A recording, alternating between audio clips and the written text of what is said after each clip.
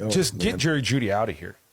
It's not just the poor play. His attitude sucks. Oh my gosh. I don't know if you guys have seen the video. Obviously I can't hear them, but like it looks like he's kind of barking at Shedeur and they're going over, and then Shedeur comes out post game and he talks about how like it's about trust and they got to get on the same page, which obviously that'll come with more practice and more games played. But like, bro, this is a guy who's playing with only a couple weeks of practice. He's a rookie in his second start. Why don't you try to pick him up? Why don't you encourage him? Like, Justin Jefferson was picking, JJ McCarthy's awful. And you don't hear like Justin Jefferson talking shit on him. Like he's trying to pick him up. Like we got to play. And then there's just Jerry Judy. And Justin Jefferson, by the way, is good at football. Jerry Judy is bad at football. So like if you're going to maybe have a good attitude, if you're going to lead the league in drops 2 years in a row and just essentially never be open or do anything of any good on the football field for us this year, at least have a good positive attitude. Don't just get him out of here. I'm done. What's happening in the football world right now? Sit down for this one, because Jerry Judy just learned the hard way what happens when you pick a fight with the wrong guy at the worst possible moment. And the flash of regret on his face tells you everything about the chaos unfolding in Cleveland. Judy thought he could intimidate a rookie quarterback, that he could step into Shedeur Sanders' face on the sideline, disrespect him, and expect the kid to shrink back. Instead, he ended up getting a lesson in composure, leadership, and mental strength, a lesson that made Judy look foolish in front of the entire team. And honestly, this whole incident exposes more than just Judy's shortcomings as a teammate and professional. It highlights deeper issues running through the Cleveland Browns organization from top to bottom. Let's break down what actually happened, because once you hear the details, it becomes obvious this was far more than a routine sideline argument. And one of the biggest things that has to happen is he's got to develop some kind of trust and chemistry with Jerry Judy. We saw that they had the sideline confrontation, but these two guys have to get on the same page. They've got to get it together with each other. And I think what they need to do is spend extra time together this week. I think they need to just let go what happened the other day. We all know that stuff happens in the name of football. That stuff happens on football sidelines all the time, not always captured on camera. But those two guys need to get together this week. They need to text each other back and forth like Amari and Joe Flacco used to be doing all day long. Maybe they should watch some film together. I think that would be helpful. I think they need to talk and communicate. Jerry needs to talk about where he likes the ball placed.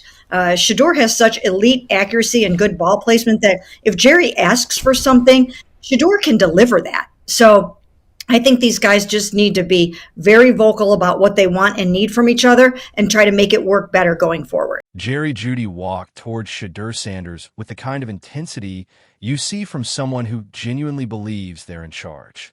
Someone who thinks being a veteran with a $52 million contract gives them the right to bully a rookie quarterback and talk down to him.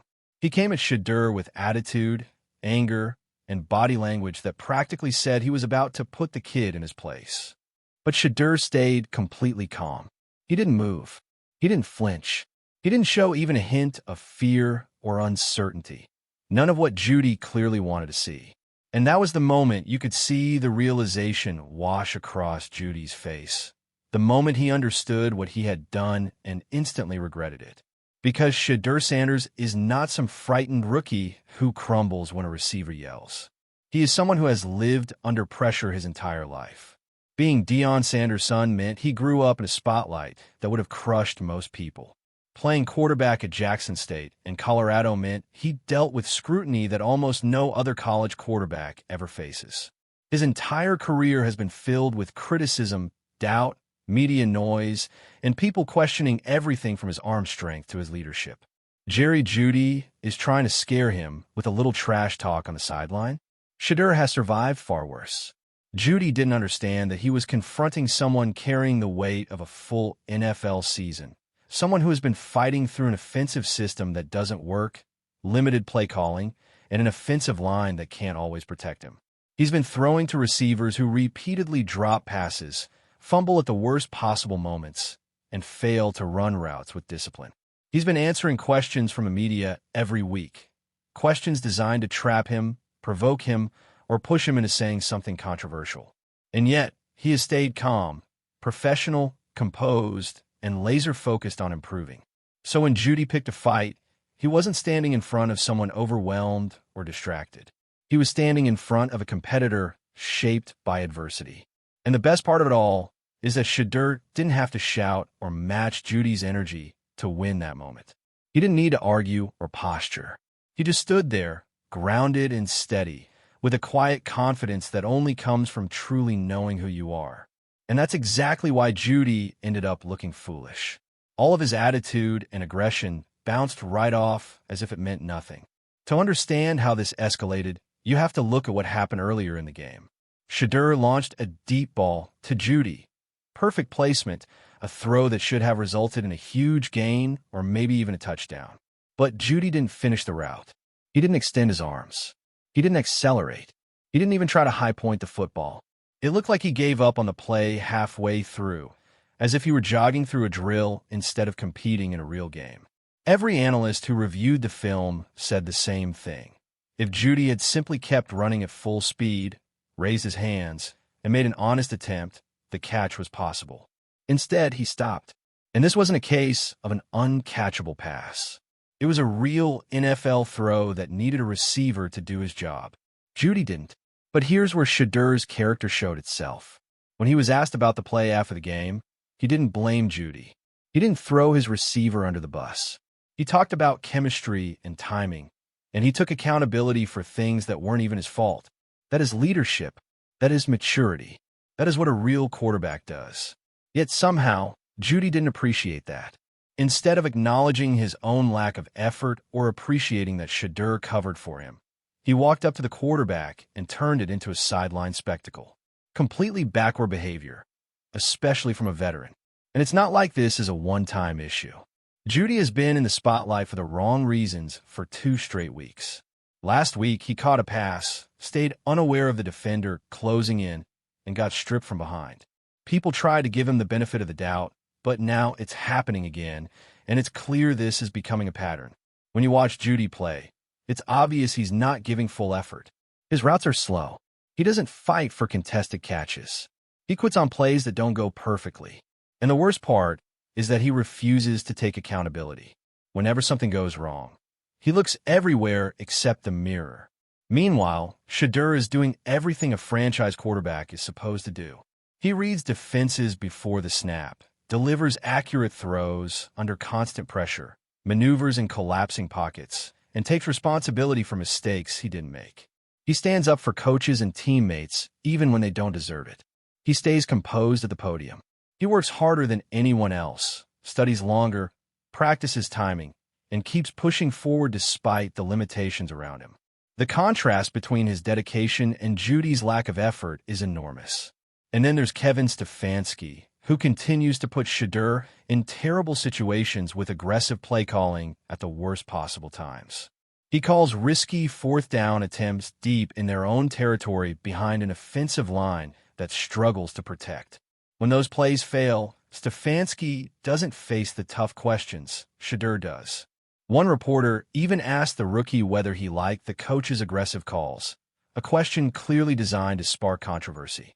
But Shedeur saw it immediately, called the question rude, and refused to take the bait. He protected his coach, his locker room, and the team chemistry with complete professionalism. Which raises an important question. Why is the media pressuring Shedeur about coaching decisions instead of pressing Stefanski for answers? Why is a rookie quarterback expected to defend choices he didn't make? Why is the organization funneling all accountability toward him while letting others slide? This is the core problem in Cleveland.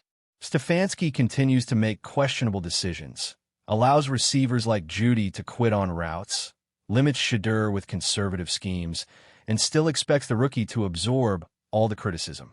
And through all of it, Shedeur continues to compete, make plays, and show leadership. Even commentators reviewing the deep ball agreed.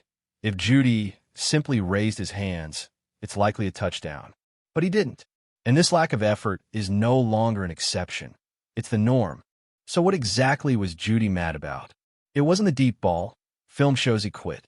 It wasn't a lack of targets. He drops the ones he gets.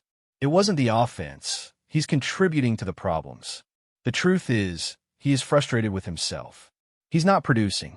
He's not living up to his contract. And instead of accepting that reality, He projected the blame onto the one person who didn't deserve it. That's why the moment went so wrong for him. He thought he could intimidate Shedeur, shift blame, or embarrass him. Instead, he exposed his own insecurity. And Shedeur didn't have to say a word. His calm presence alone made Jeudy look worse. That flash of regret on Jeudy's face when he realized Shedeur wasn't backing down says everything about the state of the Browns. A struggling veteran tried to challenge a rookie who is outperforming expectations despite dysfunction all around him. Shedeur stayed steady, calm, confident, mature, responsible, professional. He doesn't need to raise his voice to show he belongs. He simply needs to keep being himself. At this point, the real question isn't whether Shedeur can handle the chaos around him. He already has. The question is whether the Browns will do right by him.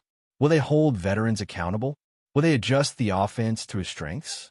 Will they build proper protection around him? Or will they waste another promising young quarterback because the organization refuses to confront its own problems? And Jerry Judy needs to understand quickly that his act isn't working. For someone making $52 million, the drops, the fumbles, the lack of effort, and the attitude are unacceptable.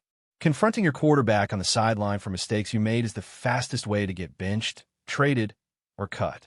Shedeur is built differently, and this entire moment proved it. Jeudy learned that lesson the hard way. That regret on his face told the entire story. Now everyone knows who the real leader in Cleveland is, the rookie carrying the team with composure and no support.